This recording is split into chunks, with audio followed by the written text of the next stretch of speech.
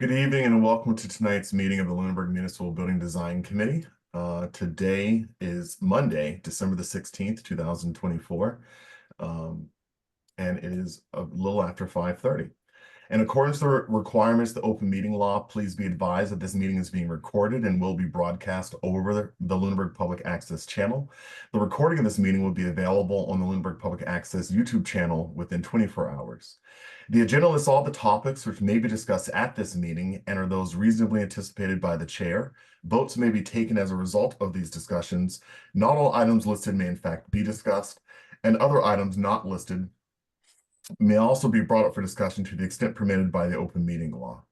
Public participation is encouraged and public comments may be welcome during committee member discussions at the discretion of the chair. So we're going to start this evening with public comments. Do we have any public comments this evening from the public? And I don't see anyone from the public with us. Do we have any public comments from our APDC rep? Michael Ray, I want to talk about the Brooks House, but not now. Okay. And then any public comments from the board? All right. So Tony mentioned about the Brooks House, and I should have added it into the agenda because it's something that we have to talk about today. But we can loosely talk about it so long as there's no decisions that are made related to it.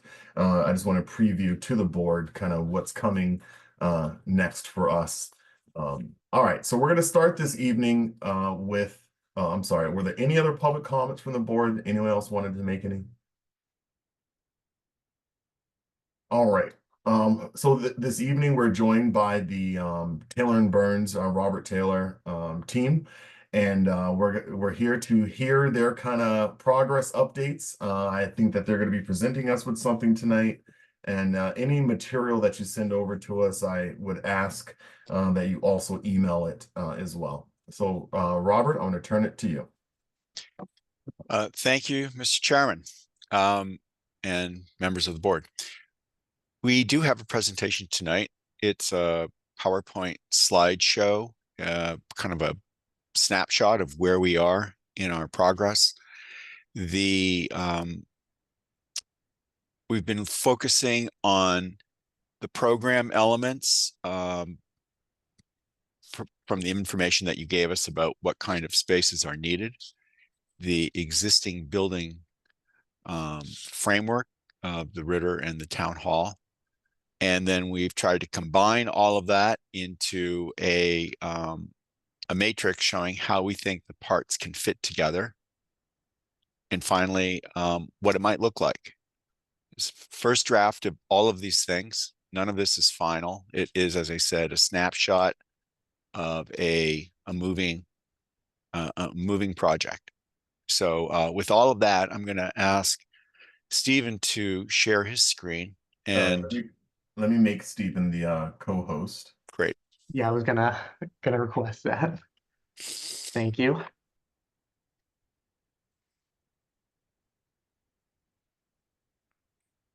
And I'll preface this by saying that although I'll be doing most of the talking, Stephen and Marley have really been in the trenches on this, putting together the slides and really digging into the details of program and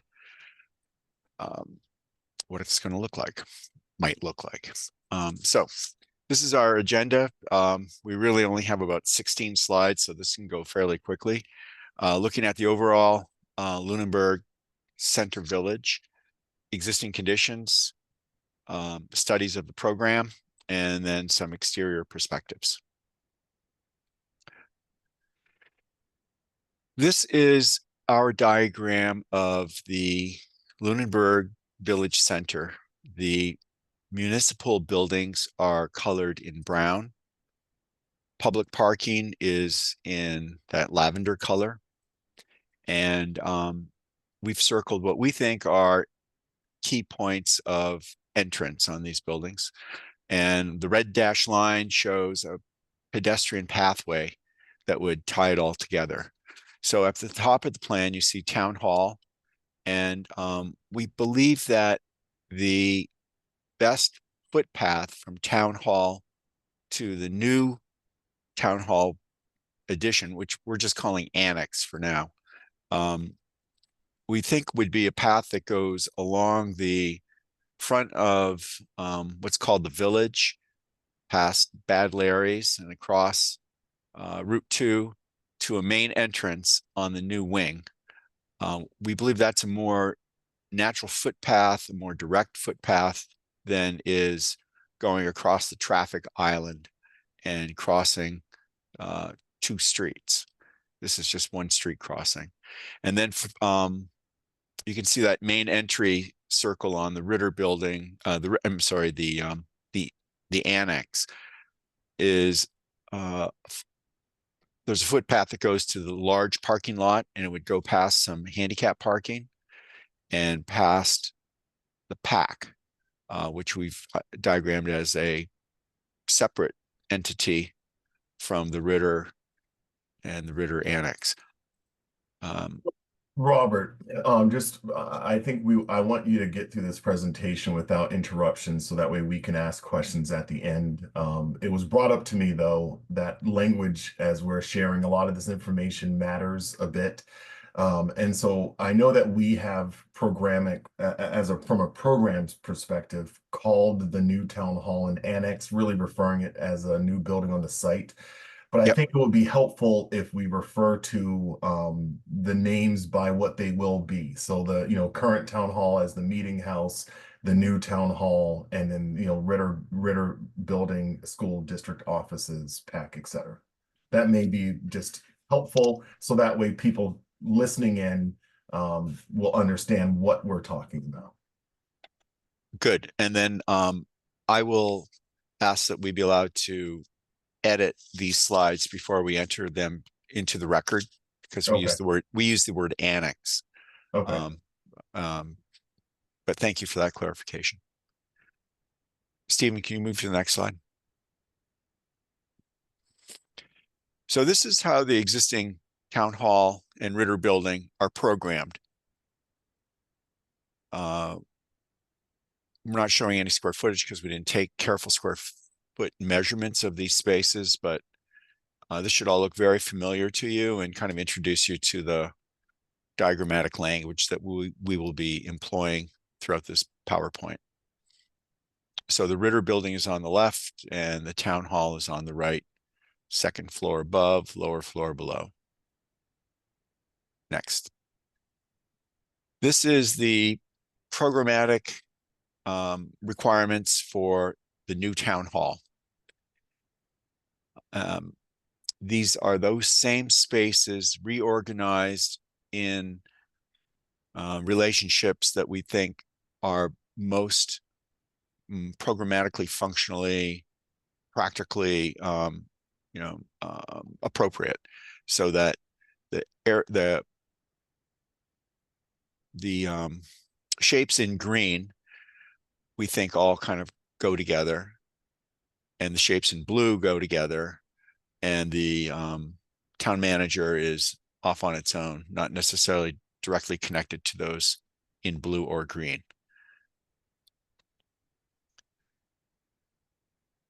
Sorting those out by floor, we think on the upper floor, you'd see planning board, conservation, board of health, and building department all together.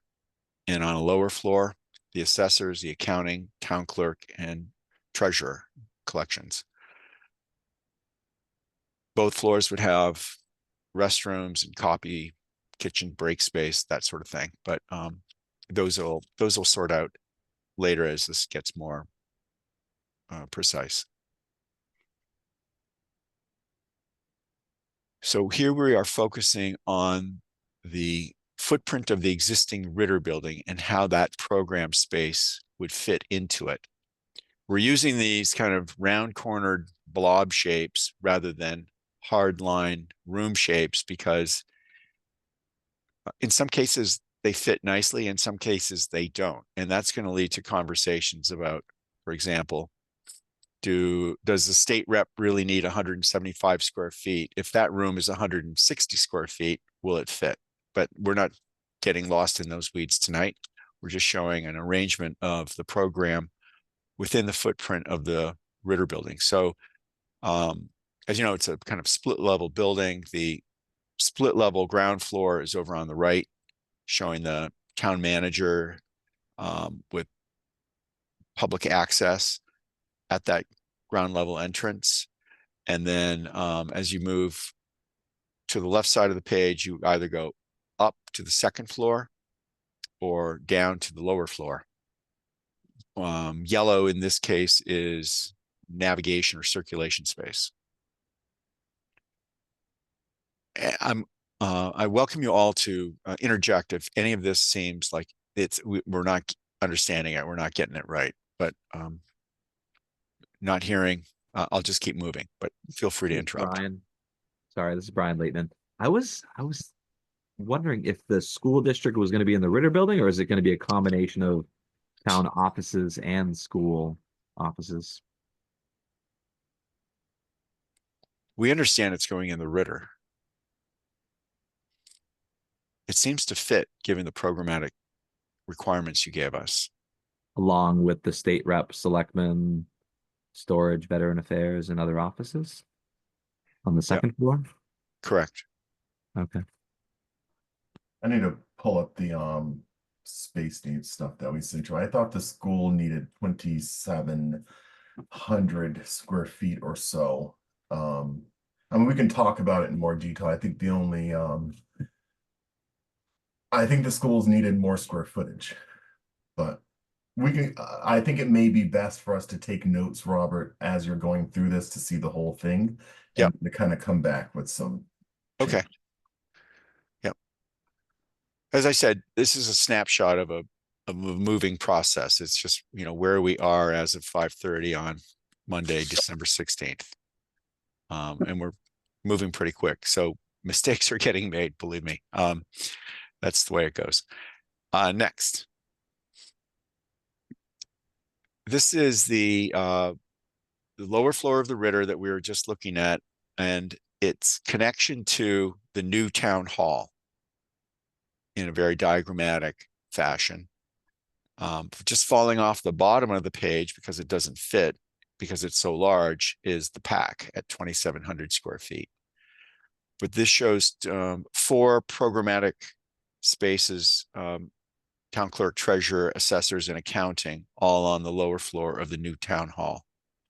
And a connection, a kind of an umbilical cord connection that would bring you over to the lower floor of Ritter. Same deal, upper floor. So you can see over on the right, the space allocations in the upper floor of the Ritter. And then on the left side of the page, space allocation on the upper floor of the new town hall, with conservation, planning board, board of health, and building department all sharing the same level. Can you just go back to that previous slide one more time? I'm sorry. Sure.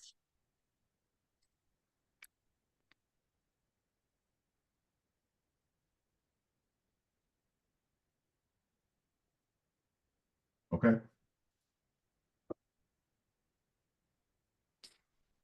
Robert, this is Tony Scullenbrini. I'm Yeah. a bit confused in terms of the schematics. The only place that I see where someone walks around where you're at the ground level, walking around the Ritter, the only place where that we have an office at that level is where you're calling out the town manager's office. Is that correct? So like assessor, accounting, treasurer, those people are they going to be able to get into that space if it's Yeah. at the lower floor? Yeah. I mean, the elevations, you know, like because we have three distinct elevations at the Ritter right now, and really kind of the only place that's at ground level, you know, where you can walk from what would be the sidewalk elevation into a space is that space where the town manager's office is located. Is that correct? Is that what I'm seeing here? That's what you're seeing on this slide. If we advance to the next slide where the new town hall is diagrammed adjacent, it's Mhm. over on the left side of the page. You can see the word entry up at Yeah. the top. Yeah. there would be a new entrance into this building at ground level. That Okay, would be, so that elevation would be the same as the kind of the town manager's office, right? no, not exactly. And we need a better survey than we have to understand exactly the grade locations. But we understand that that word entry up at the top of on the left-hand side of the page Mm-hmm. would be at sidewalk level. And you would enter the new town hall at ground level from that entry. And the corridor would, in the connection part, navigate the change in grade by sloping the floor as it extends over to the Ritter building. So on this level, it'll probably slope downward to reach the lower level of the Ritter. Do you follow that, Yes. Tony? Yeah, I understand that now. I don't necessarily agree with that. All right. I mean, But that's why we're having these conversations. yeah. If we go back all the way to the very first slide, we go back to that village diagram. Whoop, there we go. Yeah. So we're proposing that there be a new main entry to the new town hall where that circle and dot is. It says main entry, and that would be at sidewalk level. And that's at the far end of the Ritter property from where the Ritter addition is, that other red circle. Yeah. And that there's a significant amount of kind of connection between the two, between the Ritter and the new town hall, that will allow us to negotiate some grade change.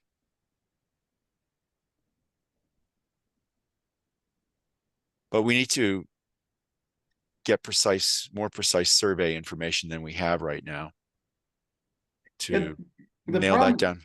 The problem that we have is that we have three distinct elevations in the Ritter. And none of the elevations contain a whole lot of space. In particular, the spot where the town manager's office is, which is the addition, the library addition that was built in the mid-60s, is really not that big, but that's at ground level. And then on the opposite end of the complex which is where you're proposing to have another ground level entry, is where things like the treasurer and Yep. the assessor's office would be places where people want to come in and get their business done without having to go upstairs or downstairs or go up ramps or go down ramps. I mean, I think that's one of the challenges that we have by the Ritter being split into three, kind of like 2.5 different elevations. It's not really it is three distinct elevations, but not in terms of a ground floor, a basement, first floor, second floor. We have a ground floor, we have kind of a halfway point for what's going to be the town manager's area, and then you have the second floor, which is truly not a full second floor above the town manager's location. Yeah. Well, Tony, I always appreciate your input and feedback. I think it just may be helpful here if we can, if Robert kind of follows through, and then at the end, if we can kind of come back with some of the suggestions we may have, because I think we're going to have a few. Right. But to just answer Tony's concern, the new town hall will have an entrance that's fully accessible, roughly equal to sidewalk level at that corner of the library property, the Ritter property. And that entrance point is several hundred feet away from the one where the town manager is going to be. And there is room for a floor level change within the building between those 2 points. You know, it might be a 30-inch floor level change that would be negotiated within that connector piece. Let me keep going, and I hope that I I agree. bring you around. Yeah. This is the focusing now on the old town hall programmatic spaces that would be on the first floor. We should have colored in yellow the middle corridor area, which would be circulation or navigation space. But these are the programmatic spaces on the first floor of the old town hall. And on the second floor, it's almost entirely hearing room space with a small amount of programmatic space for cable access. You can see the stairs and the elevator, and then in paler blue, the break space and IT space that would be left and right of the hearing room stage. So that's programmatic distribution. This is putting it all together here. Town hall over on the right, ground floor below, second floor above. And over on the left side, the Ritter and the new town hall, second floor and lower floor. And falling off the bottom of the page, the pack. So that is our proposed programmatic distribution among the elements that we're looking at.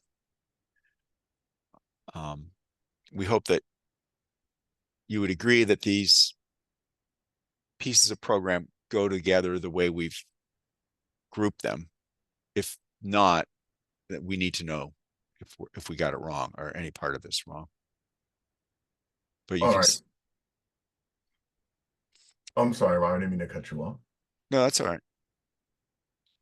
So if we can leave this slide up, that will be incredibly helpful while we talk through this. So first, let me be the first to say that the amount of work that has been done in the last couple of weeks is amazing. And I think that the way that this was presented is clear for us to be able to have several talking points. I want to go through our members here, and it may be easy to go in order. So the order that I'm reading them on my screen is Brian, oh, it just switched. Is Tom, Brian, Christina, Matt, and then Tony. That's how it reads on my screen in terms of top to bottom order. So I'm going to start with Tom with any comments that you have. It's the first, I'm trying to put this all together, so I don't really have any specific comments right now. It's interesting. I'm not sure why there needs to be the current town hall is going to be pretty much just where a meeting area. And I don't think there's going to be a lot of movement from the new town hall to the old town hall once they're built. So I don't think it's as important to think about where the entrance is. But I think the entrance there is fine where you would put it, the new main entrance on the Ritter. But I don't think, because it's closest to the old town hall, really matters that much. I think people will be going to the old town hall to do whatever they do, and going to the current town hall, the new town hall, and not going to the old town hall afterwards. I don't think there's much movement between the two. Yeah. And as members make comments, just to format this to make it clear, although we're going to go in order, if someone brings up a point and any of the other members want to talk to it, then let's talk to it. I want to talk to what Tom just said, which is on the site plan overall. I think that one consideration is parking. That the bulk of the parking is going to exist because it doesn't have to be on the site. It's going to be at 30 School Street, essentially.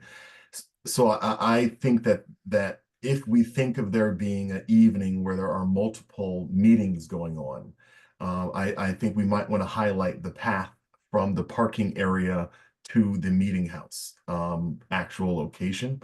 That would be helpful. Presumably, many people will park near town hall in the available parking that's there.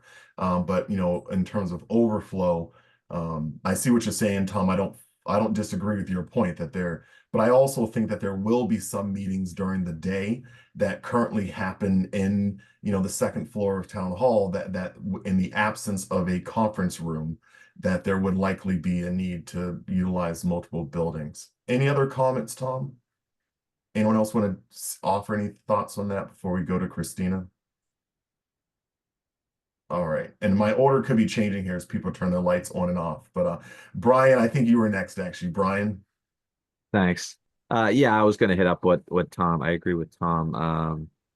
I would be concerned about the entrance of the new town hall, because if people are parking on School Street, does the entrance make sense to be near the main road then? I'd question that. Also in that, then would there be a crosswalk then put in there? And I'm a little cautious about adding a second crosswalk so close to the crosswalk that's already there, but that would be an interesting concept too, whether to add a crosswalk right there. I think we had discussed as a committee too, maybe we need to keep an office in the old town hall, just like a one singular office, along with the conference rooms. That was something I noticed, that there wasn't any small office space in the old town hall. And then just to reiterate my comment earlier, I would definitely want to review the space needs of the school. I was under the assumption that the school would likely have to take up most of the old Ritter building. And that was all I had. All right. Anyone else want to comment on anything Brian just offered? Okay. When I get to me, I do want to touch the schools, Brian. So I'm going to come back to that. Christina. Hi. So I have a question. I don't know if it was said or not, but how long is the hallway connecting the buildings? Is it going to be a long? Because I understand we want to connect them and I like the way it was done, but I don't want to have a lot of dead space either. It's about 35 feet long Okay. in And then, in this current configuration. Yeah. and then I appreciate the way you did the layout. I think it's really great. Why is PAC kept off because they're not included in this building? That's the one thing I'm just unsure about.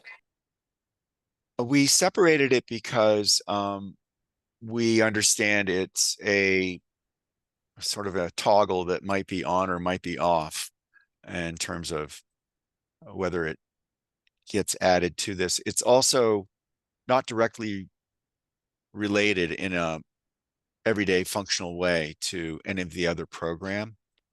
And they want truck access or loading dock access. So we think it should be considered as almost a standalone structure, with near everything, but not necessarily physically connected to it.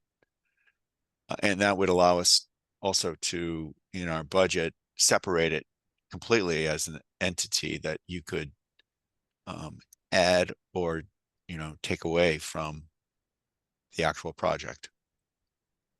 Okay. It would be part of the new building, but almost like a separate addition to the new build. Like it wouldn't, can you get from PAC into those offices, or it would be completely separated? Like you'd have its own entrance? It would have its own entrance. That's what we were thinking. Maybe we're wrong, but that's where our thoughts were this afternoon, putting this all together to show you. No, that's good. I appreciate that. I just wanted to make sure I was understanding the diagram correctly. And I like the way that was done to keep them separate. And if depending on size, it's adjustable. So I really appreciate that. And the fact the town manager is down by themselves, the school is by itself, like, well, not by itself, but the access is and the way they were grouped was done very nicely. So I appreciate that. Thank you. All right, any other comments or questions, Christina? No, that's it. All right, I think we're to Matt. Yeah, excuse me. I have a few questions, comments. So the connection that you're proposing between the annex and the existing Ritter is two-level connector? Yes. Okay. A question on the color coding. Can you tell me what the difference between blue and green was again? Just the green program chunks seem to need some adjacency to each other to function. And so we, having established that, we put them on, the green stuff on one floor, the blue stuff on another floor. Okay, I guess I'm gonna suggest that we change the color of the town clerk, the treasurer, collector, the assessors, the accounting, and the town manager to all be blue, is my opinion. And then maybe trade the schools with the town manager areas. That would bring the town manager on the lower level, kind of by ourselves, or by that self, and then that would separate the schools in the existing Ritter. And I think that's what people go to town hall for the most part. So the separation of spaces, I'm thinking that the schools versus the citizens areas. Also with the entry for the new town hall, you showed it on the corner of the building on the zoomed out part, but now you're showing it on the mid of the north face along Mass Ave. Since the large parking areas are to the west and south, I would recommend the yellow going straight through the building to come out to the middle of the westerly face of the new building. That brings up the question of the Historical Society parking area. They just recently got an easement to increase their parking area when we tore down the old annex. So you're gonna want to have to consider Historical Society parking versus the majority of the people are going to want to park closer to this new building than further back. The square, so the annex you're showing is not squared with the Ritter building. It's just aesthetically, I think that might be a little awkward. And then the last comment I have is the hearing room in the existing town hall. I mean, the select board sometimes packs the existing space, but very seldom. And planning board, we often have nobody. So that's gonna end up, if that whole top floor primarily is meeting space, I think it's gonna be a little bit wasted. And I guess that's my comments. Thank you. Thank you, Matt. I'm gonna build off of some of what Matt said and add to it. So if I can kind of just walk through this diagram. So generally, let's start with the second floor of Town Hall. I think that the way that you've planned this hearing room is a little too big. So when you come up that staircase, and what is currently like the reception area in the select board office, and then as you remember how you went up into the attic. So really what, as we look at this, what is to you oriented this north-south. So the east side of Town Hall, the entrance, I think an area equivalent to the width of the stairwell needs to be shaved off of the hearing room. And what remains there will basically be kind of pass-through space, if you will, and then also potential for there to be a future office. The copy room, what's being called now a copy room, I think that there would be a need to still have one in the building, but it's also going to probably co-function as copy and storage. And then everything else on the town hall side, I don't have any comments. On the Ritter side, so on the square footage for the schools, their square footage is close to 2,700, I think is what I sent emailed over. I'm wondering if we're not capturing all of that in this diagram. Because I would have assumed that the schools would have eaten most of what is the Ritter building, for sure, most of the first floor. What I would consider as well is the school offices being on the second floor of Ritter. I think that offices, when we have windows in the basement level, but if the programming could be like the state rep office being on the lower floor. This is an office that's not heavily utilized. We're calling it out as a selectman office, but I think we've decided that it really, because it's the front entrance of the Ritter, which is a really small room, it kind of lends itself to being I don't want to say a meeting room, but that's essentially what the selectman office is, as pictured here. That it might be the elected appointed official gathering, an informal gathering space, whatever you want to call it. And then the two offices you have called out on the second floor of Ritter, if we can assign a name to them, that one of them is the rec director office, and then the other is a facility director office. So what I would suggest is what is currently listed as state rep may be the new rec director office, because it's tied closer to the building departments. The facility director, what's currently listed as a open office, that may be the facility director office, whatever makes the most sense. That's also tied closely to the building departments.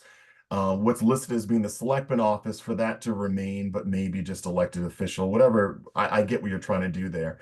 But the other three offices on the second floor should be what's currently veteran service office, and that may be the office of the superintendent. And then town manager. But regardless, I think that it would make sense for the town manager office to be located closer to the new town hall and not kind of on the front end of the Ritter building. And then, so again, those are comments. Otherwise, I do like this concept. I understand why, with the town manager office being so big, that you're really accounting for like 3 offices there in one.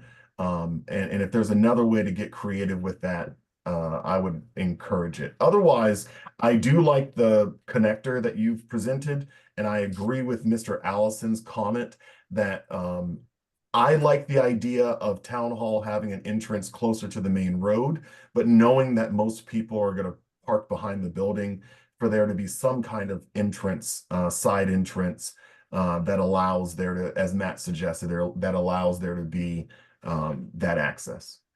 Hmm. And then Tony. Tony's muted. I was muted. I think having the school offices in the lower floor of the Ritter is not the right thing to do. The school superintendent doesn't deserve to be in the basement, so to speak, and that's the kind of the feeling that you have if you're operating in the lower floor of the Ritter. That's probably it may be our first highest paid town employee today. It may become the second highest paid town employee, depending on what happens with the town manager search. But that person shouldn't be in the basement. That person needs to be someplace that's a more appropriate setting for someone of that nature. I'm going to throw a gigantic monkey wrench into the layout, and that is to say, why don't we put more space development in and around where you have the town manager's office? That was an addition. So that was an addition to the library, which is kind of the historic piece. So why could we not build out more around that addition? Bring it forward to Mass Avenue, bring it out to Lancaster Avenue, and create more space there, and do it in a way that you have maybe the school superintendent in that location, or stacked on top of the space where the town manager currently is. And then if you don't have enough space, enough square footage, by going closer to Mass Avenue or closer to Lancaster, that you would then build a ground level addition on the other side of the building, where you would put things like, the treasurer's office, the town clerk, places where people need to come in and do everyday business and not necessarily with the town manager or the school superintendent. So that's, clearly with the scheme that's there, I would absolutely positively not want to see us put the school superintendent in the basement. That person needs to be someplace in a more elevated location. Thank you, Tony. So let's talk about this broadly as a team here, so that way we can provide Taylor and Burns with some concrete ideas here that we're all in agreement on today. So it sounds as though let's first talk to the last point that Tony just brought up. I know I raised it, Brian did as well, about the schools. That the space needs analysis was roughly 2650, 2700. That we might need to rework some of that square footage a little bit here. It's possible that the footprint of, so let's start there. Also, I think I heard, and it sounds like we're all in agreement, that the second floor of Ritter is the better location for the majority of the school offices to be, and that the basement would be probably better for PAC, not PAC, so for the ACE program, which is a school program that has to be co-located with their district, that it would probably be a better location for the ACE program, as well as state rep, veteran services, which are services that are not heavily utilized. Christina. So I wanted, and maybe this needs to be clarified. In my original understanding, the schools would also include like the Community Connect program, which would include bringing little kids into the building, as well as the ELC. And I don't know where we stood at the end with the before school, after school, but given the space needs that we're saying, I'm assuming that's going to be included. So do we want kids above town offices? So that's why I was supportive of having them in the basement, because they wouldn't be as loud and disrupting business as often. But if somebody wanted to clarify jump that. in. This The is school Brian. connect. Yeah. Brian, if you want to jump in. Sorry, yeah, I was just gonna jump in. I don't believe the youth programs are gonna be in the new build. They're gonna have to go back to the schools. Or find a separate location. That's my understanding as well, that the only children or young adults that would be here would be the ACE program.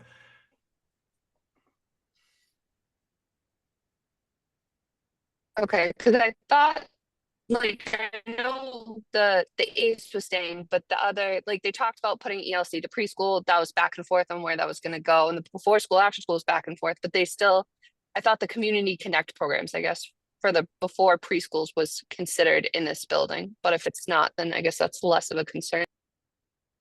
Yep. All right. Okay, so I think that is hopefully clear guidance on our thoughts about the school in Ritter.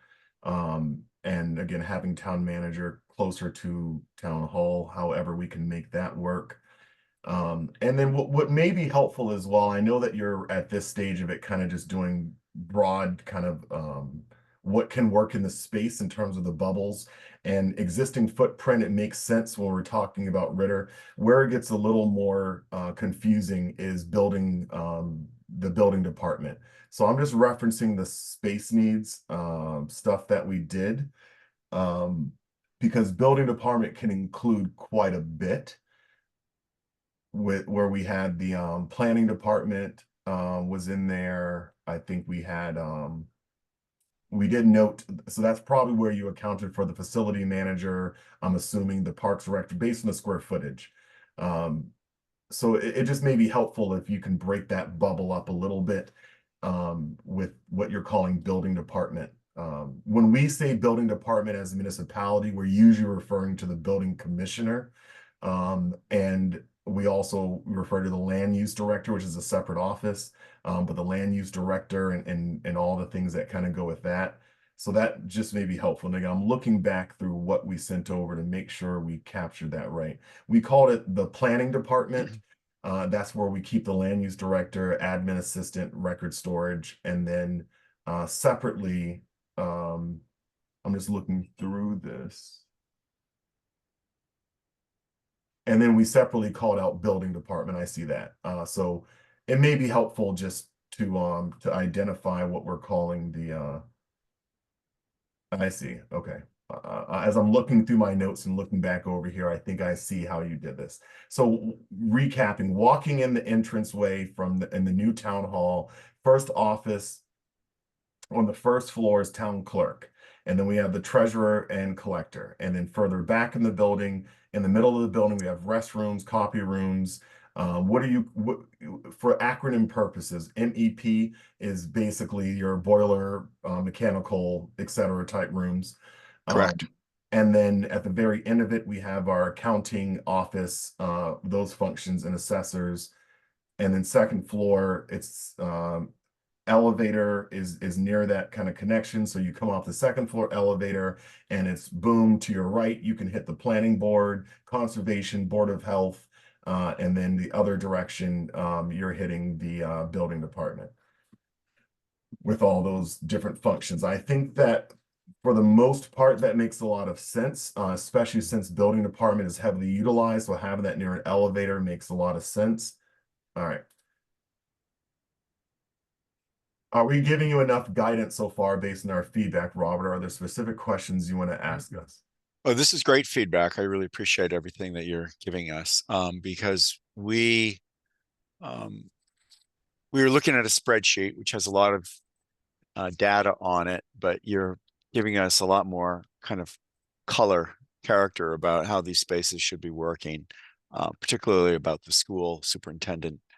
And I think we missed it on school programming. We're going to have to go back to the drawing board and look at how much space really needs to go into that, the school programming, and see if we can accommodate most of it on the second floor of the Ritter, and what would be the appropriate office space for the superintendent.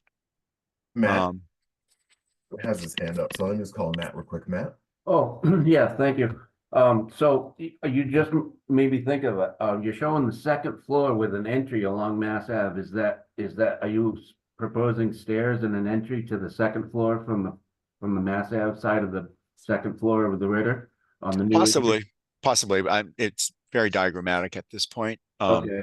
But we're thinking that if you came in off the sidewalk and you knew you wanted to get to the second floor, maybe it'd be good to have a stair available right away to go up. I think that the building may require 2 stairs eventually, and maybe one of them would be near that entrance. The other one elsewhere in the building. Oh, okay. And I just had one more comment is I totally agree with Tony Scullambrini about the way the town manager is shown on the ground floor of the Ritter. That was the addition. So and especially coming from him, he was our in-house expert on historical buildings. I don't see any reason you couldn't expand that. We've already got complaints that entire north wall leaks like a sieve for heat and for cooling and for air. And I think that the east and the west sides are not all much better.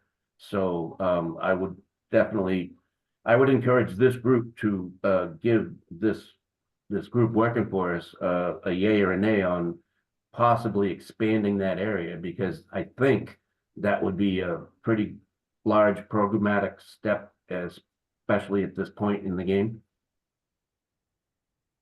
Thank you.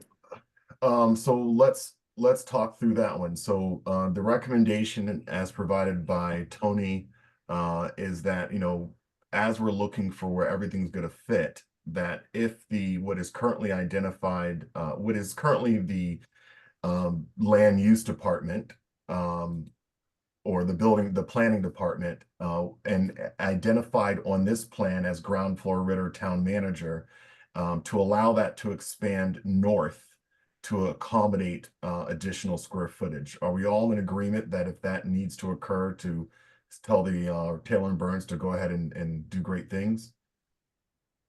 It sounds like Matt's in agreement. I'm in agreement.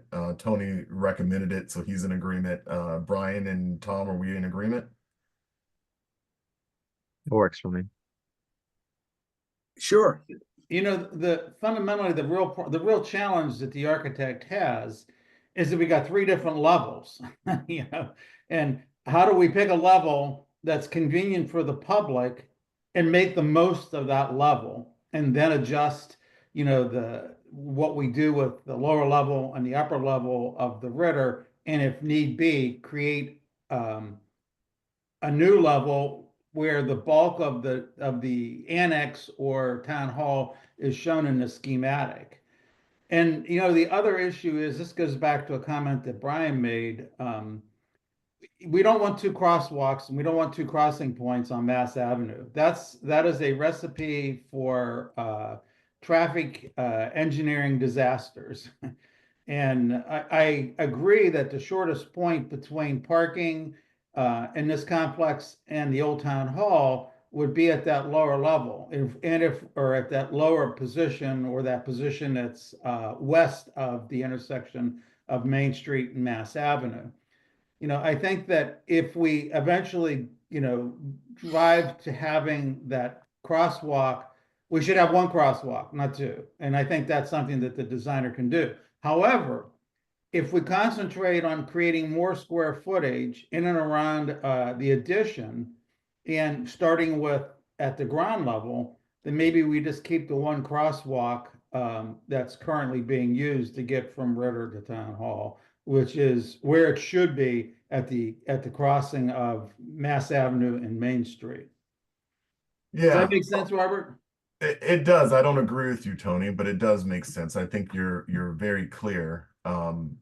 My viewpoint is a little different. And I'm one member, but you know, I don't have a problem with there being two crosswalks. We have one going the other way on Main Street. You know, you kind of leave the center of town, and right on the other side of Town Hall is a crosswalk.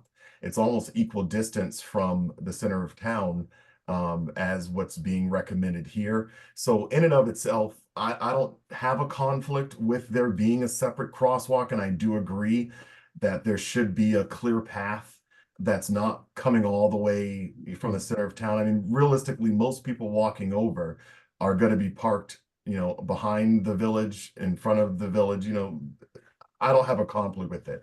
I also think it's important for this building to be distinctively different than the Ritter building, to look different, and to be a town hall, and then there to be the connectors to it. So I'm a little more concerned about eating into the space that's currently in front of the Ritter building. Is something that I see all the time is, you know, these buildings are facing the north in terms of all the kind of the courtyard that's going to get created from this.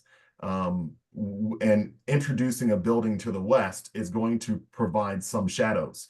And so I think that the way that this has been laid out by the architect, I like, because it provides a lot of sunlight, potential sunlight to come back into that north side of the building, so we won't see all the moss and mildew and other stuff that was going to pop up in 10 years, because it's currently an area of the building that gets direct sunlight that will stop getting it.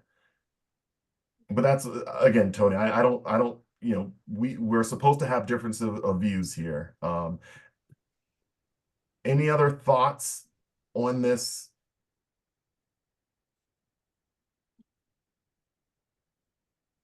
All right, Robert, how can we be helpful to you for what the next step of this is? Well, And it sounds like there's a lot of questions about this, the connector, how those grades will work. So any opinion on that? Sure. If you indulge me a few more slides, we'll show you some exterior views. But first, before we do that, I'd like to go back to that kind of village center diagram, because I think that the property that you have, well, first off, if the parking is down in the, you know, the majority of parking is down at the southwest corner, and there's other parking along School Street, say for handicap parking. There isn't very much parking available over at the current Ritter entrance. And if that were to be the main entrance, it would be quite distance from where most of the parking actually is. There's not much space there to create more parking. parking is, and presuming that most people do first arrive by car and then travel by foot to the building they want to go to. Robert, I would agree, there's not that much space, so put buildings there, put a building space rather than thinking that that's a parking. The other thing is, where would you have the handicap parking? Because you have to have handicap parking closer to the building than the primary school site. And Yeah, that- it should be close to the main entrance to the new town hall. Yeah, and I was kind of thinking that maybe it would be, closer to the west end of Ritter, where we have the new big footprint. Right. If you Well, keep- we're if you showing it keep- right now next to what we call the If you pack. keep the new big footprint, where will your handicap parking be? It's shown here next to the pack along School Street. Okay, all right. I mean, that's Yeah, just a diagram for a few spaces. We'd have to figure out how many spaces are actually required by code.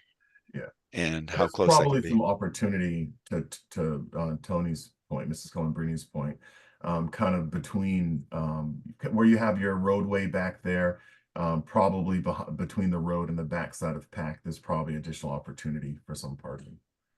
Yep, probably so.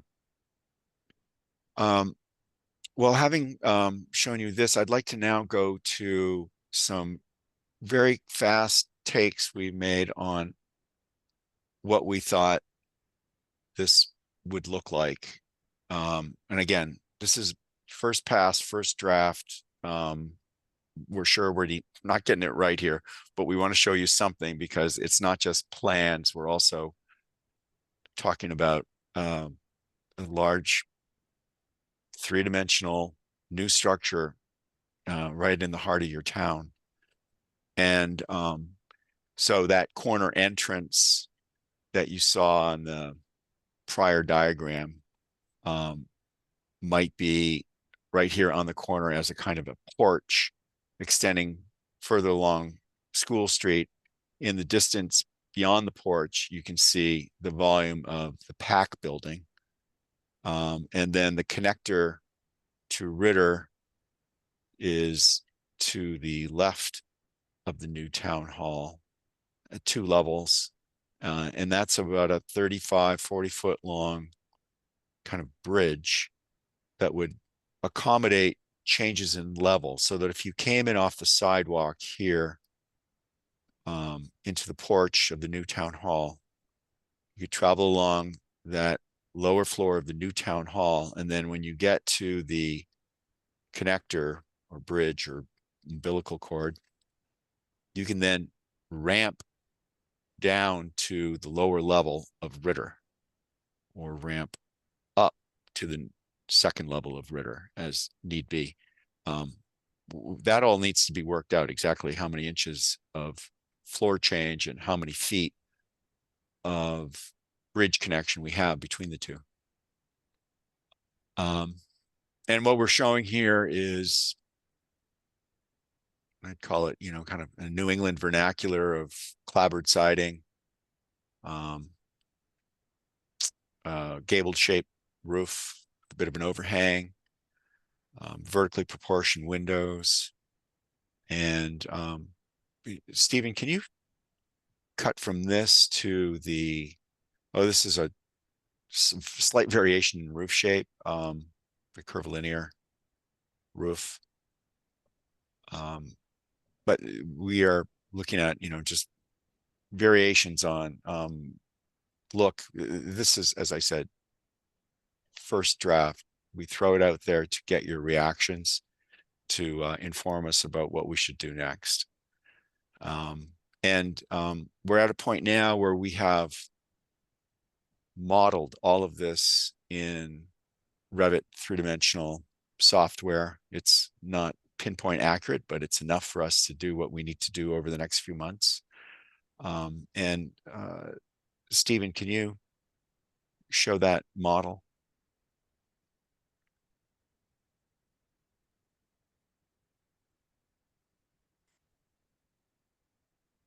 So that gives you a sense of the scale of the new town hall relative to Ritter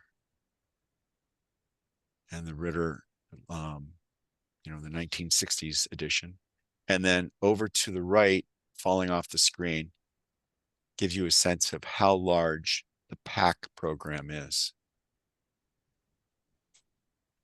We haven't tried to give it any character at all because we don't really know what's inside that, whether they need windows or don't want windows. And they said they would like a loading dock. Where would that go? That's sort of far from our thinking at this point. We just think that it's a pretty big piece of program that seems to be pretty independent of the offices. And for that reason, we think it maybe should be considered as a separate building. Yeah. Because it's huge. Well, I can provide additional information to the group related to PAC, and then I do want to go around the horn here for kind of thoughts on this initial rendering. So on the PAC subject, we had planned for PAC to be at the TC Passios building, not in this, not part of this phase of the plan. But given the information that Chris Ruth provided, it would be beneficial to have an additional cost for the PAC program to get essentially a white box. I've met with PAC. I've met with them twice now over the last couple of weeks to talk to them about their space needs request. And this is kind of new information for the rest of the committee, to talk to them about their space needs request, that we did not plan for this to be in this phase of the project, but that given the recent update from Chris Ruth about the condition of Turkey Hill, I'm not sorry, Turkey Hill, TC Passios, that the vision of them being there for longer may not work out. And so what Taylor and Burns is working with us on, and then also some of the offices that PAC has for like their manager, that could work in the town hall. But ultimately, most of what they want is studio space that they've communicated they're concerned about being in town hall because of the creaking in the floors. They also don't, because of what they're doing, they want to be away from phones and copy machines, people talking, and their space needs request is pretty notable of 2,700 square feet. They potentially, they did provide us with a plan for how it could be downsized to 1,500, basically 14 and some change. They said it's not ideal, but if it was what could work. So I appreciate Taylor and Burns working this out so that way we can kind of get a separate cost estimate. As we go around the horn on the building, I think that the architectural features on the front end of the building facing the main road need to more closely mirror the current town hall or the Ritter building in terms of intricacies of design. I think that's probably the one area where look matters decently, that we want to give that look of a town hall. And not just that look of we've built an office building off of the old Ritter building. So I do like the concept that you've presented. I think my preference would be to fully move that entrance to the front of the building, create a side entrance for people coming from the parking lot, and give the front facing town hall some of those architectural features that say, hey, town hall here. But again, I want to go to any other member with any other comment, any other thoughts on kind of gut reactions here. And just speak up if anyone wants to chime in, unmute yourself, and just feel free to talk. Where's the elevator shaft at? We're putting an elevator in, right, Robert? Yes. And where is that going to be? Somewhere in the middle of the footprint of the new town hall. Okay. Closer to, I think, though, it was right adjacent to the walkway. Yeah. So it's, an elevator shaft would poke through the roof if it's near the outside edge of the building, which you don't really want to see. So if we can fit it in on the backside there, or closer to the center, would be less obtrusive, less of a feature on the building. We have two buildings that don't look very good. And the addition is not making them look any better, which is really kind of a shame. And when I say that we have two buildings that don't look very good, the addition doesn't, was the 65 edition is just plain vanilla. And unfortunately, one of the prime architectural features of the Ritter building, which were the steps that led people up to the main level of the library, they were removed, and it's made the Ritter building look weird, you know. Right. And you know, it seems like we're not, and I don't want to. I think that we gotta do something to make those two existing buildings look better when we're putting a whole new building next to those two buildings. I mean, we got like we got a rambler going on here, you know, where we got the barn, the house, and then the garage, you know, and we shouldn't be building a rambler. We should be. I really think that if we concentrated on redeveloping the space where the addition is, and if we run out of square footage of land, of ground, then maybe we can then put a small piece, a small new piece where the big new piece is today. That's my 2 cents worth. Christina, go ahead. So I kind of agree. I mean, my one difference from Tony is like, I look at the Ritter where the stairs were and like in the middle of that building, like I still think that's beautiful. Like I think that's a statement to the building. And then I look at the new addition and I'm just extremely underwhelmed. I feel like it's another house that was almost added and we connected it. Like I don't think it's doing it any justice. I don't know if there's a way to maybe, you know, move the stairs somewhere in that hallway area or the corridor, or not the stairs, sorry, the entrance to the corridor area. But the way it is now, it's just very underwhelming and it's not doing any justice to either of those two buildings. To be honest, it's just like, it almost looks like we had to get something up quick and fast and we called a house contractor to put it up. It doesn't look like a town hall.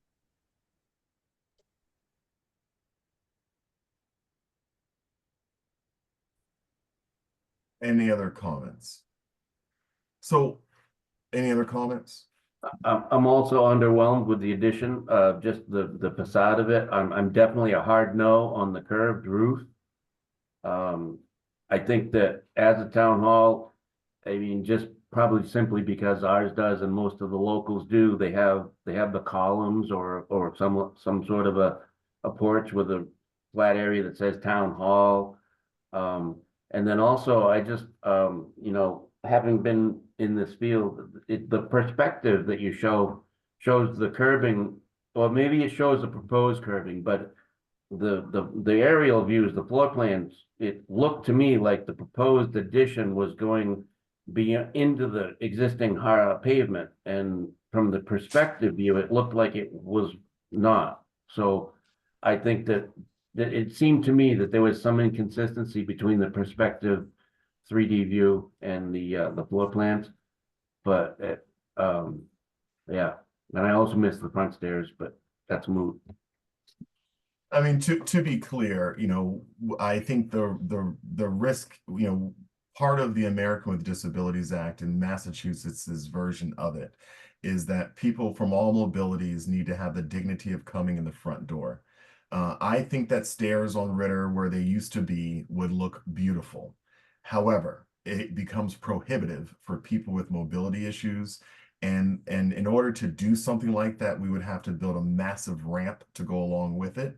And I think the benefit of having this space open, you know, it kind of lends itself for community related entities and eating up the entirety of that space with you know, sidewalk and ramps.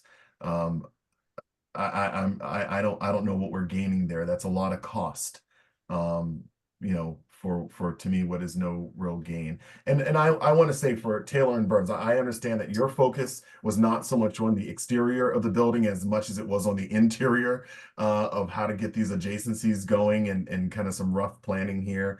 But I think, you know, what we're saying is pretty clear that we're looking for this building to look more like a New England town hall from the front side, even if the rest of the building is basically a square or rectangle. I think that's fine. But those features on the front, the columns that we see. I also disagree about the expansion of the Ritter that was done, you know, 50, 60 years ago. I like it, but I can accept that I'm a minority opinion. Do we have any other thoughts on this from Tom, Brian, anyone else? I have a question. Robert, how much square footage do you think is going to be involved in creating the connector? I didn't realize, until we start seeing the 3D, we got a lot of square feet in places it's just a walkway at two levels. And that's enclosed space, so I'm assuming that it's going to be finished inside as well as outside. So how many square feet do you think that we're going to have tied up in that connector piece? And the way it's shown here, it's 40 feet. I'm going to say 40 feet long. Maybe it's 8 feet wide. So that's 320 per floor, 640 square feet over 2 floors. What you said, about 320? 320 per floor, 640 total. I think the way you've designed it, though, I mean, I actually like this connector. I understand that others don't, but I think it allows natural light to pass through, which I think is a good thing. It kind of follows with the features of the building. I personally like. I personally like it, and then I think it also makes it clear, which I think to me, it's important when you're adding on to already existing historical buildings, that your new buildings should look different than the old buildings. And so you can see clearly, hey, this was an old library, or, it looks like an old building, and then we've added something new, but what we've added kind of blends well into the general features in the center of town, which, we have the church across the street, we have the newly renovated office building, we have our town hall. So, you kind of have these unique buildings that are nearby. So I think it's important that we, again, have some unique architectural features on the front end of this. That's not just, office building. Mhm. Christina? Sorry, so when you looked at it or like zoomed out for a minute, do you have a walkway going into the connector? Is there gonna be a door at that entrance in the front, or is that just lines that kind of look like a walkway? Oh, that's a remnant of Oh, okay. what's there now. Okay. We're working off of a flat survey of existing pavements and lawns. So that's as to the point earlier about it looks like we've stepped onto the pavement. The amount of your site that is paved right now is significant. And we understand that there at the corner of Main Street and School Street, some of that pavement can be built upon. And so there's understandably some confusion about where is the building and where's the pavement or the curb. It looks, though, Robert, if I'm correct, that you've put part of this building into what is currently a paved area, right? Yeah. Okay. And what you're showing is kind of the appropriate size for an entryway getting into this whole area. Right. I Yeah, want to make a comment about the stairs. I wasn't proposing that we replace the stairs because and make that the main entrance. I mean, I just think that that would be too expensive.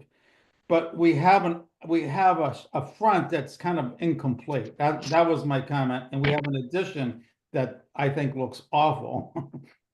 And we got to figure out a way to make the new town hall addition this work, I think those two buildings look different. I wasn't proposing that the main entry level into this complex be with newly installed stairs where there once was stairs. There's a bunch of different ways that we could do it, kind of enhance it, but not necessarily to say where the old stairs were is now the new main entrance. I think that's prohibitive. I am concerned about us spending so much money on connectors. And I think that's part of the challenge of us having a building that has the current building that has three different levels, Robert. I mean, I think that's the real issue here. And I'm wondering, would we be better off to deal with the connector by creating space that starts at one of those levels that's convenient for people to get into, and then just use elevators to distribute them, you know, to the remaining ways that we develop, you know, the first floor, the ground level, and the second level of the Ritter building. That's what I'm looking at, is that how do we make this connection without having, you know, 640 square feet of connector space between the new and the old? Well, See, let me I, ask you a question. If you wanted to reduce the size of the connector significantly, you could shorten its length, or you could connect only at one level, not both. And then you would have an elevator within the new town hall that connected to the multiple floors of the new town hall. And you have an existing elevator within the Ritter, which connects to the 3 levels of the Ritter. Which floor of the Ritter would you like us to connect to? Yeah, I think we should hear some comments on that one, because I'm a no. Matt, what are your thoughts on what Robert's saying? Well, I mean, it sounds like he's suggesting a new elevator in the Ritter, because the one that's there is not an elevator. It's, but also, I want to push back on the ADA. I mean, we're building a brand new building with an elevator in it, and the new ADA regulations, not that I'm against them, but they do seem somewhat discriminatory against people that are born normal, that have working extremities, that like to climb stairs, that like to walk. If you've got accessibility to all the public spaces in the building, I believe that's what's required, period. So if we want to put stairs with railings somewhere, then I think we should be able to. Just my comment. All right. Brian, Tom, any thoughts on do we shorten this connector? Do we, you know, make it so that way? Do we shorten the connector? Do we not make it 2 floors? Christine, you can just jump in too. You This don't is have to- Brian. I would say I was surprised to see the 2 floors of the connectors. It makes sense that people could just use the elevators in the buildings. I would say the connector should just be on the ground floor of the outside. I'm okay with that. Save time, save space, money. As far as the length of them, I don't know why they're that long. There must be a good reason. But obviously, if it's just hallway space, you might want to shrink that down. That might give you more space on the other side for, you know, maybe a couple of handicap spots, if or things like that. Christina? well, to Tom's point, Matt, I had a question for the architects. Is the building at the angle? Because if you looked when you did the overhead, it was to accommodate PAC. So if we removed PAC, could we shorten the overall length? Like, I hate the idea of not having 2 floors connected, because that's just chopped, and that would just look like it wouldn't make sense. Why are you going to have somebody go into one new building, then have to go back downstairs to get to another building to save money, when you could easily have an easy access flow? But looking at the positioning of the building, I'm wondering if it's because they wanted to extend PAC and that was the space why they did it. So if PAC's removed, you could technically shorten the gap. I don't like the idea of just adding on to the building. I think the connector does a good job of showing, like, this is an addition and this was the old building. And I don't want to lose that necessarily either. Okay. Yeah, I like the 2 floor connector as well. I hate buildings that become mazes for people where you don't know where to go. And I think it's easier to say to someone, hey, you know, to get to the town manager's office, go to the 2nd floor, walk across the connector, and her office is on the left. You know, to me, that kind of stuff is easy, instead of, oh, you're on the 2nd floor. Well, get down to the 1st floor, go to the next building, go, you know, walk down through the connector, get to the next elevator to get to this, to get to the 2nd floor. I think if we start thinking about how do you direct someone from A to B, I think if to me, it makes sense to have the 2-story connector. Just thinking of, again, about how would you give someone directions on where to go?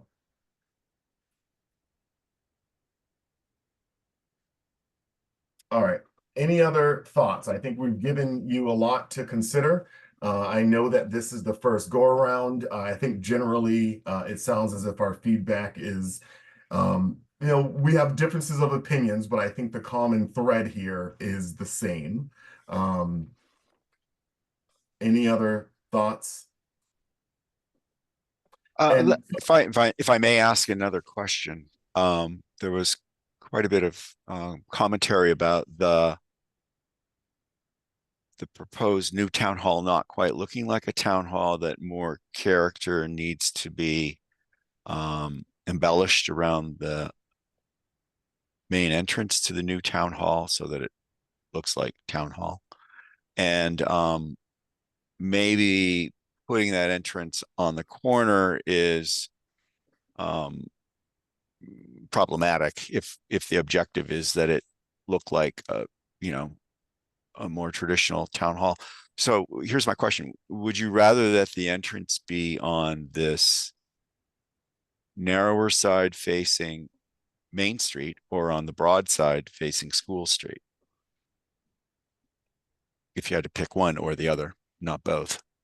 The corner kind of gets you both, but yeah, it sounds like it's well, not what people hope to see. So I think what I heard today from our feedback was a side entrance for sure, but let's go around and let's discuss this. So what Robert's asking is if we needed to, you know, if they're going to make this kind of main entrance, is it going to be on the same side as Main Street, which is what we're looking at right now, or is it going to be on the side with School Street, which is what we're looking at now? So let's just go around and give some thoughts. I want to start with you on this one, Tony. What are your thoughts, Tony? I want to see us dramatically change where the 65 edition is and make that look like Town Hall facing Mass Avenue. So Tony says other side of the building altogether. Yeah, yeah. Make this an L-shaped complex with the town hall look being facing Mass Avenue. It can't face School Street if we keep this piece, you know, with the on the east side of Ritter. All right. What Tony? I'm sorry, Robert. Before we move on from to answer your question, let's see if we're in agreement with Tony on his request.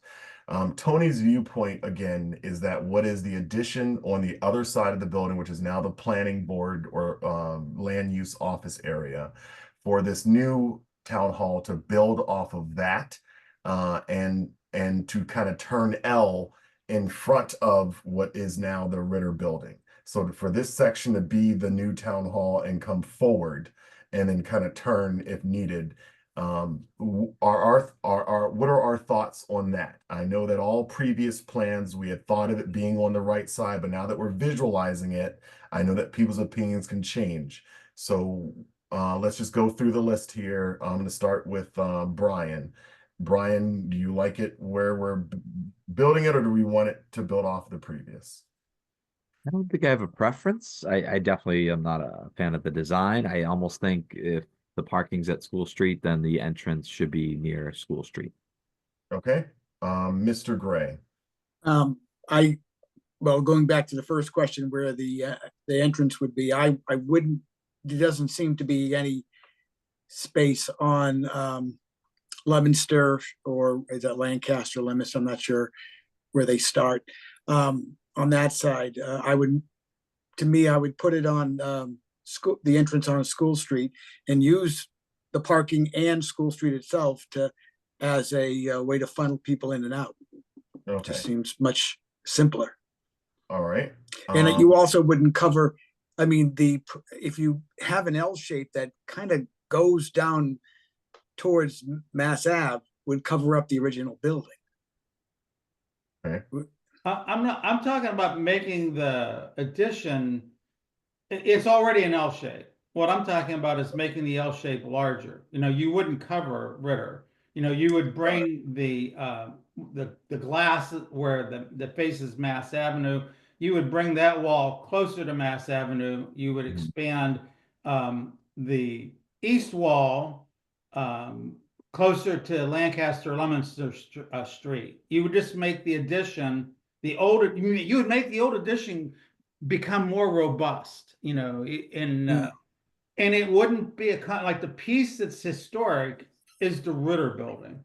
And if we took and we made changes to the 65 edition, first of all, you know, it's not very well built. It's not built like the Ritter is. And Matt mentioned some of the issues that we already have. So I'm not talking about doing anything that would cover the face of the Ritter Building. I'm talking about just making that that L or that addition be a bigger L. Move it to Mass Avenue, move it to Lancaster Street, and then go up as required to get the square footage. In terms of handicap space, that handicap space, or the handicap spaces, got to be close to the building. They can't be down primary school, where the old primary school was. And we're going to end up with handicap parking someplace closer to the Ritter Building than where the primary school was. You can't do it any other way.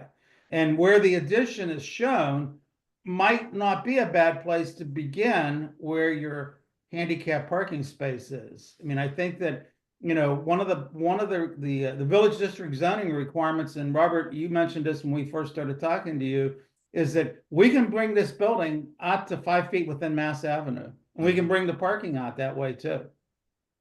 Okay.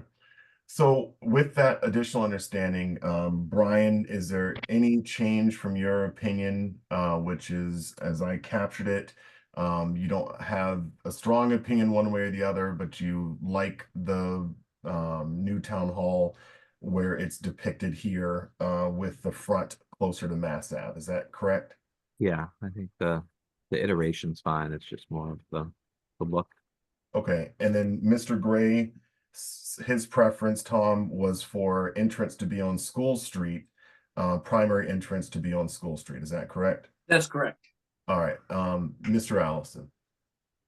Yeah, so my recommendation would be square off the new annex with the existing Ritter and the L, so make it kind of a U. Create some symmetry with an addition to the addition and the new annex, and center it on the Ritter that's set back.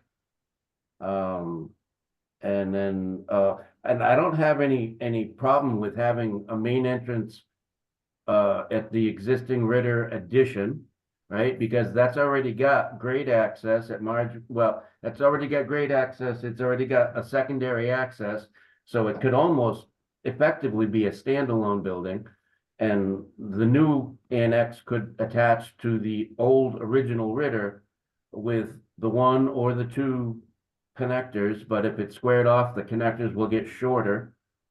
And you know, create some symmetry around the Ritter, I guess, is my 2 cents. Okay. Who am I missing here? Christina. The unpopular opinion of the Mass Ave, just because I think it's so bland right now. I need something to stand out. So if we put it on School Street, then I'd want something better facing Mass Ave, because that's what most people drive by and see. All right. I agree with Christina and Matt. So I think Mass Ave it has to show town hall, but I also agree with Matt that making this more of a U instead of the angled building and shortening that run a little bit, I think that would be ideal. And then if there was a side entrance along School Street for the staff coming from the parking lot to enter, anyone, you know, I think that would be appropriate. But I do think the front of the building matters, even if it's kind of like our own houses, right? Most people have a front door that they never actually walk into. They all come in the side entrance. And I do think that the front door, in my opinion, should face Mass Ave. So it sounds as if what we're saying by a slim majority here, Robert, is that we're looking for the entrance to be along Mass Ave, that we are looking for it to stay on the right side of the building, but leaning into what Tony said, we have some flexibility with what happens to the 60s edition in terms of that footprint getting bigger if needed. Okay. Would And you something that kind of ties it all together from an architectural perspective. I think we're looking for some kind of tie-in here. I'm sorry, Robert, what was your question? Sorry, I didn't mean to interrupt you. My question was going to be, if the addition, if we change the 60s edition to the Ritter significantly in its footprint or in its height or in its look, would anybody mind that? It sounds Well, like there isn't a lot of love for that addition. I like the addition personally. So I'll start first. I don't have a lot of love for changing too much of the existing facades. That's my opinion. As one member, I would like the footprint of Ritter to largely stay the same. And you know, and I think our objective here was to reprogram the space within the building. Having said that, I don't disagree with Tony that it's going to look kind of cheap compared to everything else, and that there may be some opportunity to make architectural improvements to that look, and that may require expanding the square footage as well. What are everyone else's thoughts? Because again, when we start talking about changing walls, exterior walls, we start talking about a lot of money. And we start talking about roofs and redoing, you know, it's the whole roof now needs to get replaced over the section. So I mean, the cost here is not lost on me. What are our thoughts to I would Robert? agree with, this is Brian, I would agree with Michael Ray Jeffries too on that. I don't want to increase the cost dramatically and totally change what's already there. If you changed, if you went up on the addition, you still have, you're gonna build a brand new roof with what we were seeing from the architect tonight. And, you know, so we're gonna pay for a new roof. If we paid for a new roof over an expanded 65 edition, I don't think it's gonna increase the cost that much. I mean, I would love for us to see something that has the addition, you know, that we have, the 65 edition, making that be something that's better than it is today. And the one big issue is it's at ground level, you know, whereas the Ritter building is not at ground level. This goes back to the biggest challenge that we have in working with the Ritter building is that we got a lower level and we got an upper level. We don't have a ground level. The only thing that's at ground level is the addition. All right. Any other thoughts from Christina, Tom, Matt on this? And I want to be respectful to Robert's time here and the team. I know they worked all day, and I know this is part of the job. So, but I know that it becomes very long days when as we keep running too long here. But I know it's part of the role. I know it's part of the job. Robert, any final, or Stephen, not final, but any additional questions or comments you have for us? I don't have any questions, but I would like to thank you all for your thoughtful responses to what we threw out there. We have pretty thick skin, so I'm not taking any of it personally. We intentionally rushed this to get in front of you something prior to the Christmas break so that we got a lot of feedback. We will go back to the drawing board, which is okay. That's our happy place. That's where we have our creative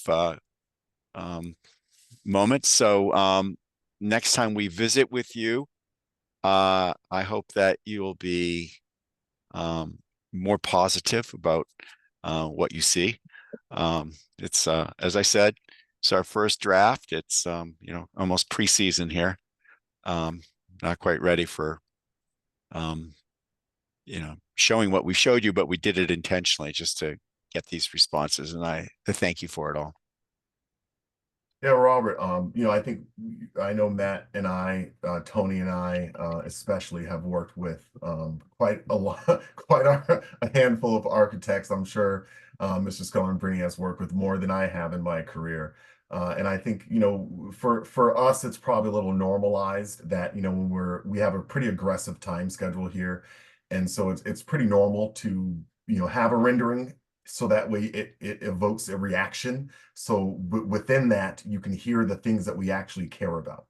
And helps you kind of come back next time and wow, which I have no doubt is going to happen. So any final comments or questions for Robert Taylor before they drop off from us this evening?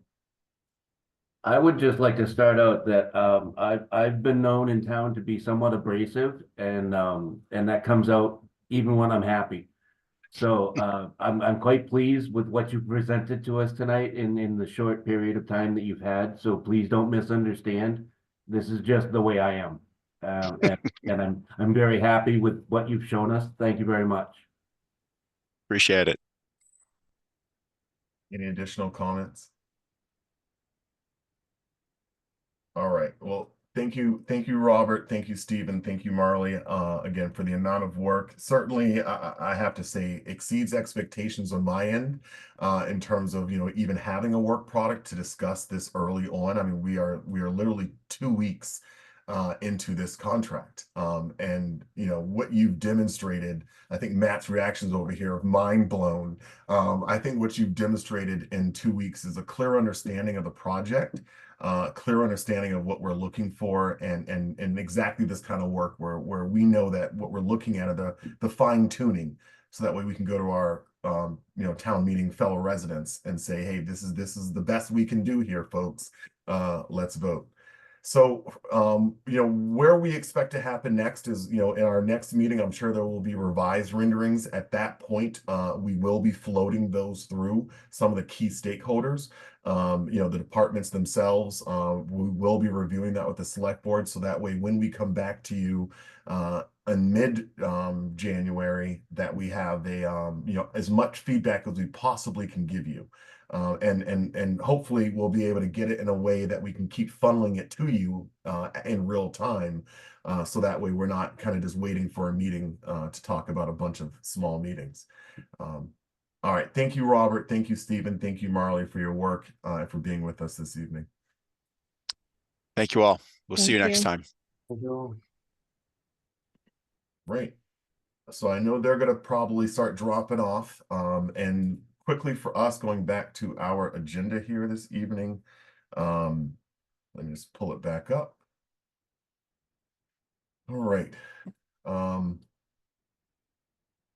So pretty straightforward. I mentioned already that I met with PAC, and we're going to see how much we can accommodate them in this. But I think that the approach that I've asked Robert to make is to consider a standalone building for them, or an annex onto the new town hall for them. Based on the available square footage on the lot, his opinion was that it would probably need to be its own building in close proximity.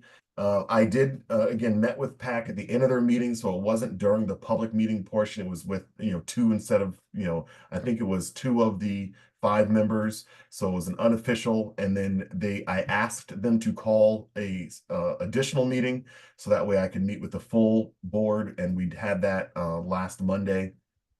And at that time they gave me their revised plans, and they went over it in a lot of detail. And I will share it with the committee, and let me just go ahead and pull it up real quick. They sent it as a PowerPoint, so I'm on an Apple, so give me a second here to get everything to convert. But I'm gonna go ahead and share this with you. Some things in here are not factually accurate, but we can just skip through that. Let me go ahead and share the screen. And let me know when you can see this.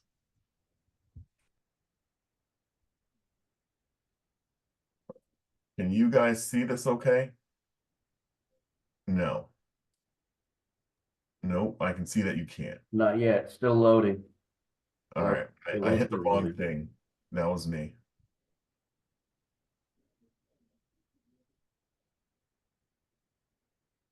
Am I sharing the full screen, or can you guys see this one window here?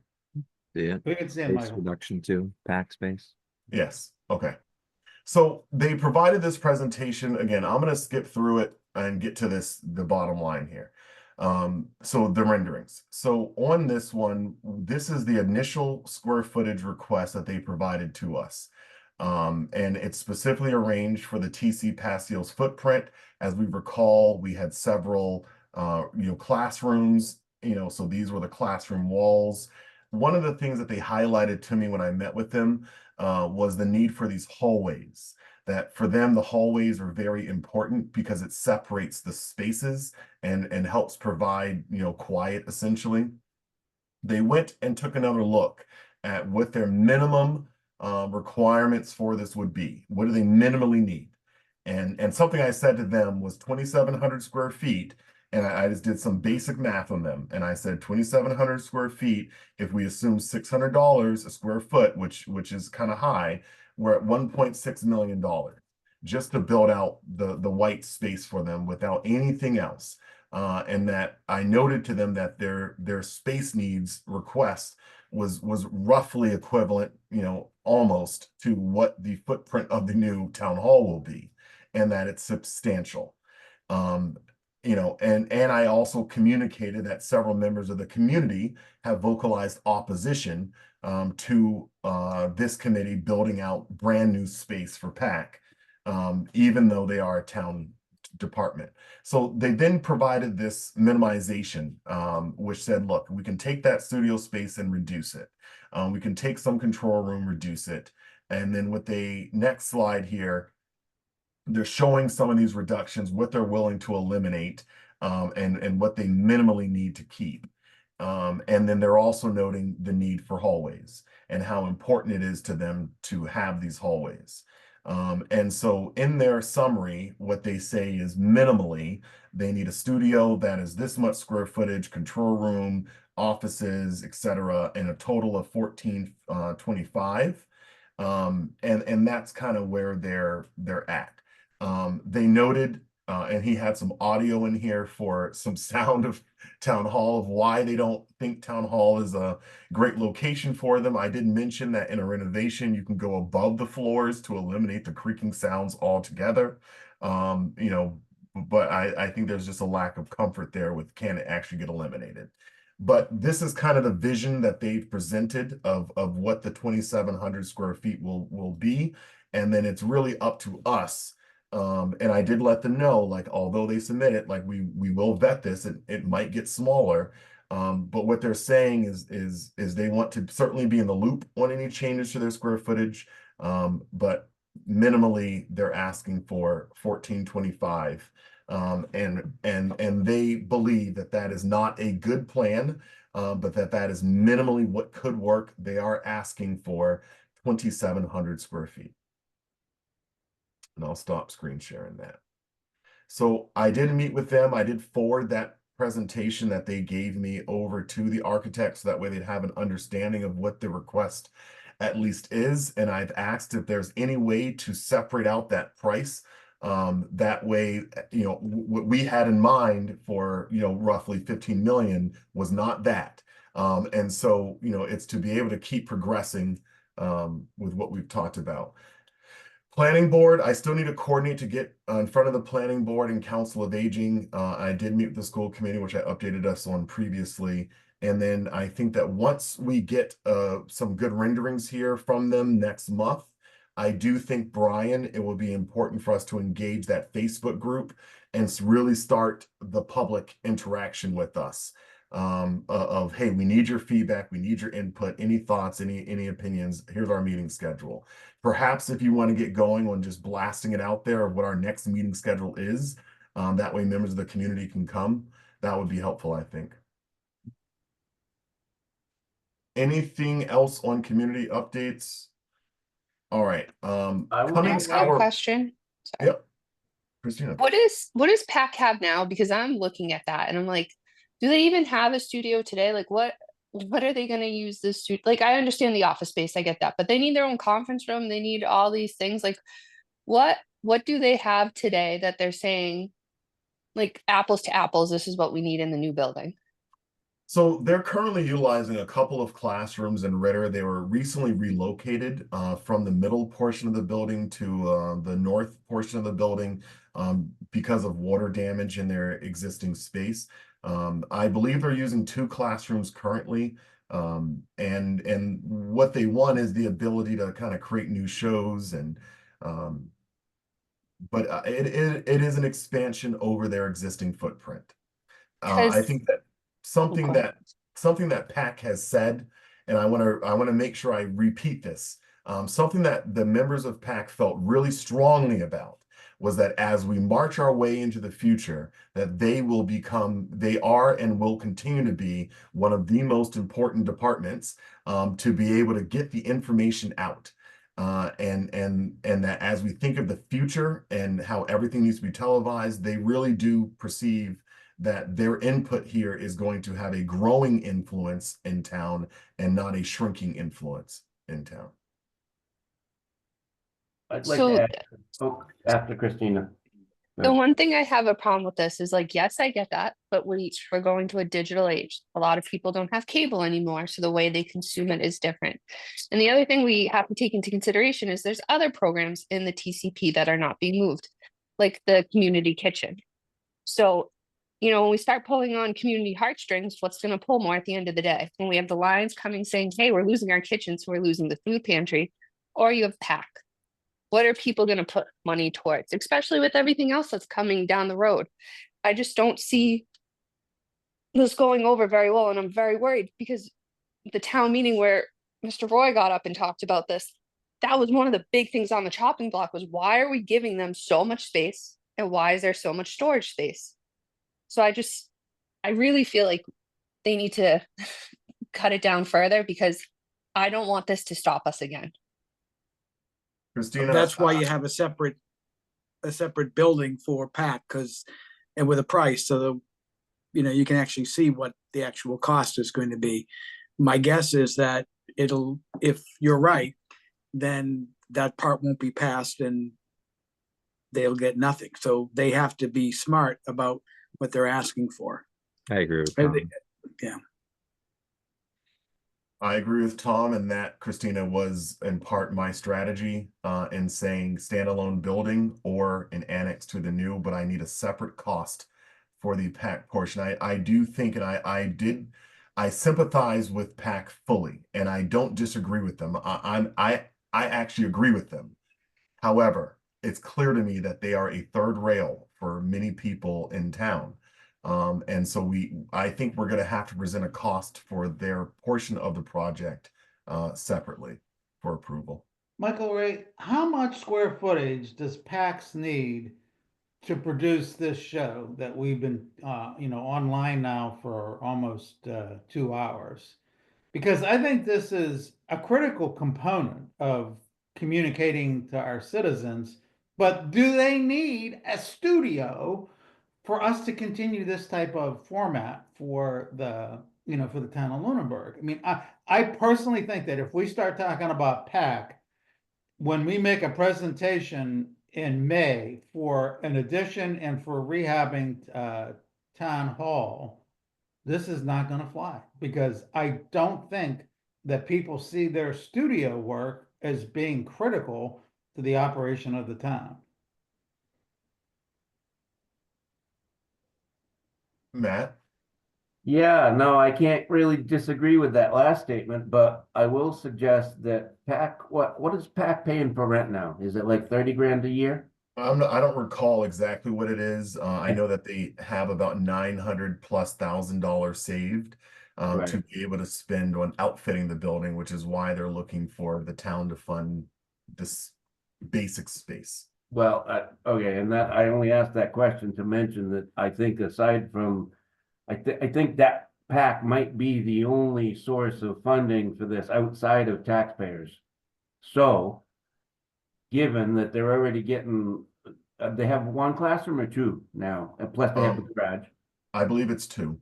and plus the garage.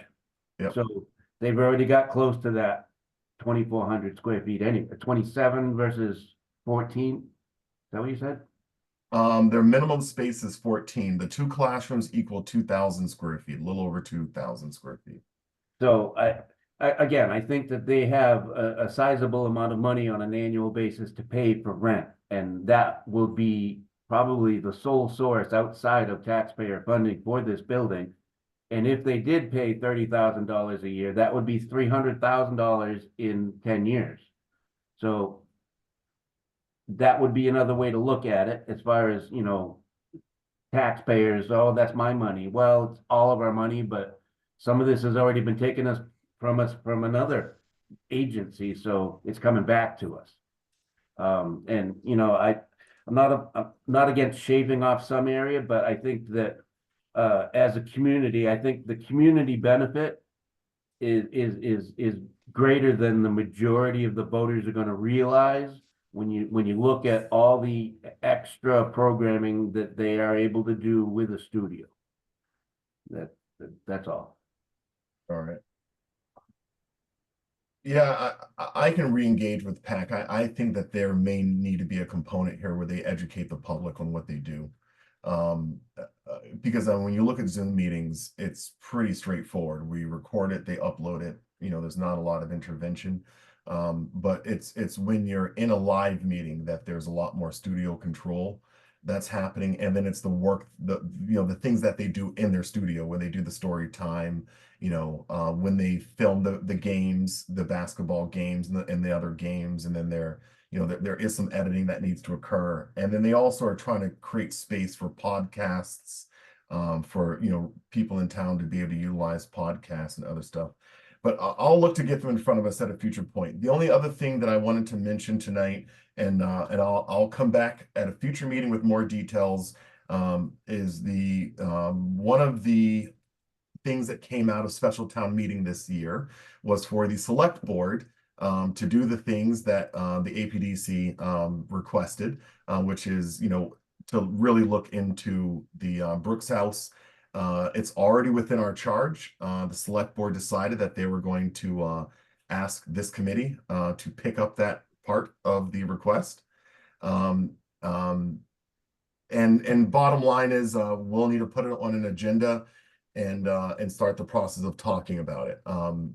I've talked to Tony about this, and I will give him the opportunity. Tony has expressed concern about, whether or not the select board should be doing this, in the sense of like, hey, when they were asked to do it, they should do it. And this committee is really focused on this other piece of the pie right now.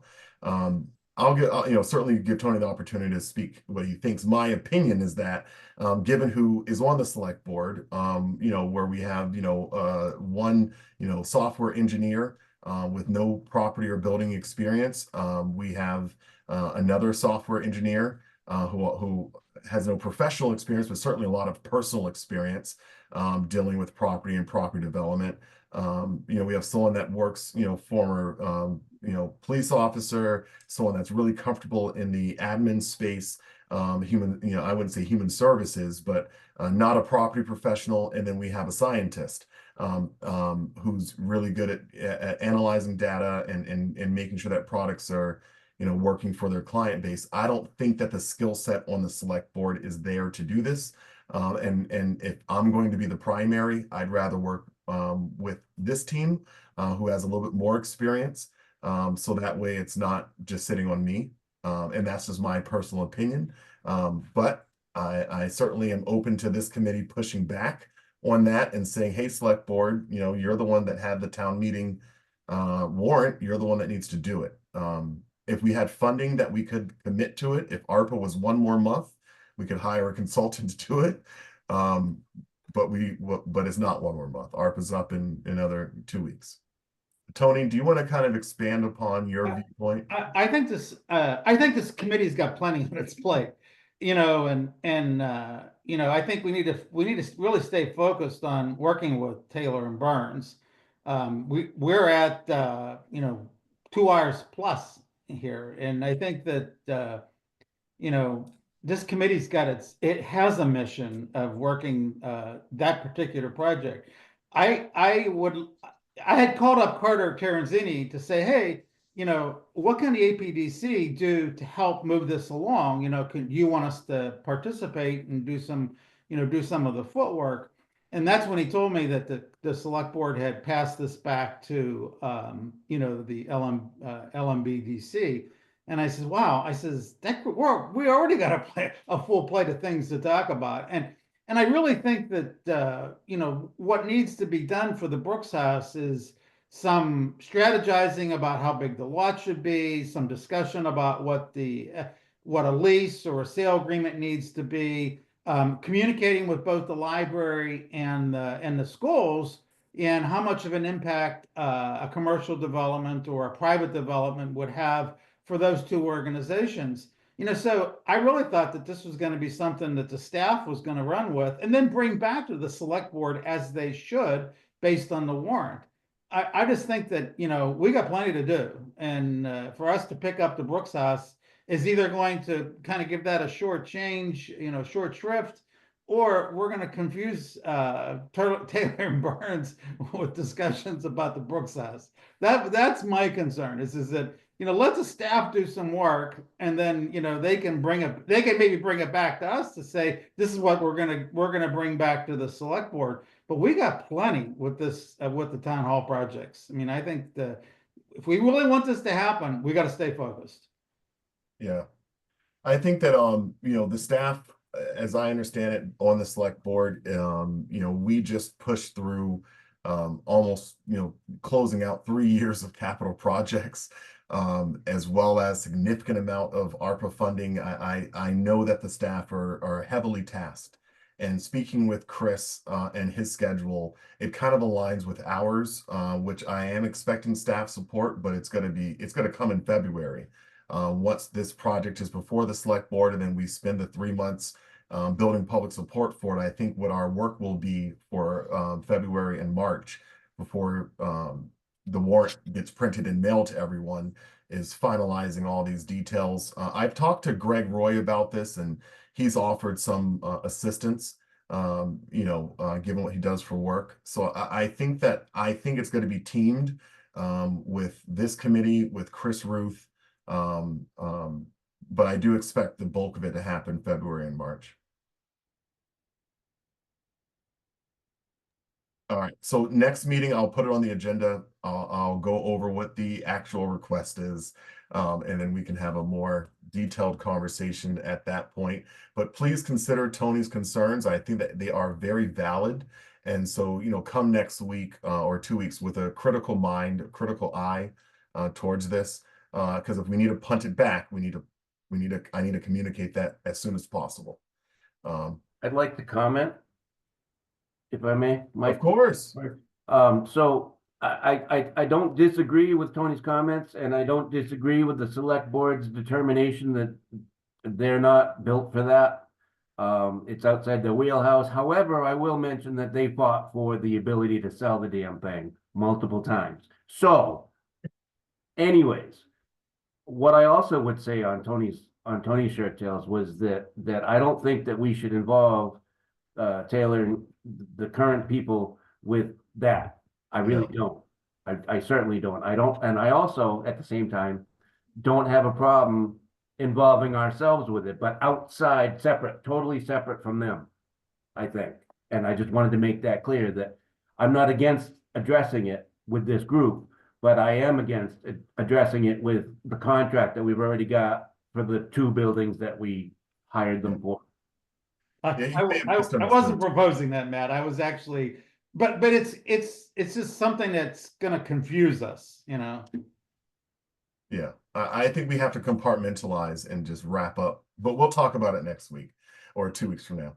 All right, I somehow didn't put board comments at the end here, but we do have some minutes to approve.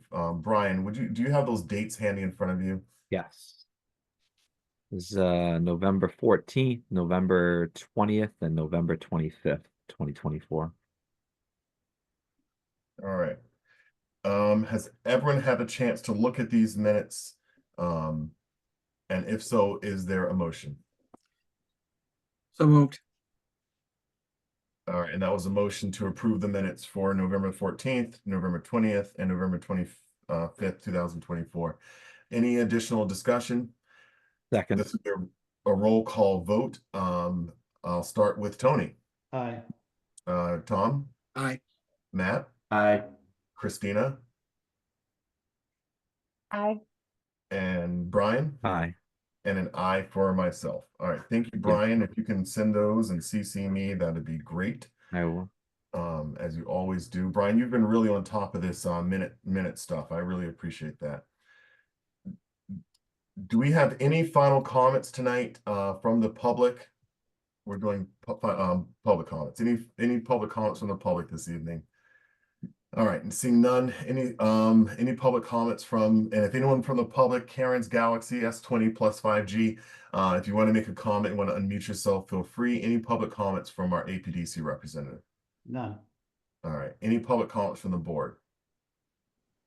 I have one. I think that this board is a good example of how boards should work with other boards. Tony has been an involved part of this process, from the very beginning. He is a member of this committee in all means except for officially on paper. And I think that his contributions have been extraordinarily valuable. So I just want to thank Tony, thank the APDC for their ongoing support to this effort. It is very important on the front end of these things to hear the input, to consider it. And again, there's a lot of ideas there. And again, I want to also thank all of Brian, Matt, Tom, the four of us who also sit on other boards. So just thank you for your time. And again, Christina, I know it's hard with kids to keep doing this for, I think we're at 3 years now with you, or 4. So I just want to thank you as well, Christina. And is there a motion to adjourn? So moved. All right. And is there a second? Second. All right. It's going to be a roll call vote. Tony? Aye. Aye for myself. Matt? Aye. Tom? Aye. Christina? Aye. Brian? Aye. All right. And we are adjourned. The time is 7:34. Thank you all. Our next meeting, as a reminder, is coming up in January. So we are meeting on January the 6th. At 5:30 p.m. And again, I just want to, and then our meeting in mid-January has been pushed to a Wednesday. So hope everyone has a wonderful Christmas and a happy new year. And we'll see you in 2025. Have a good night. Thank you all. Yeah. Thank you.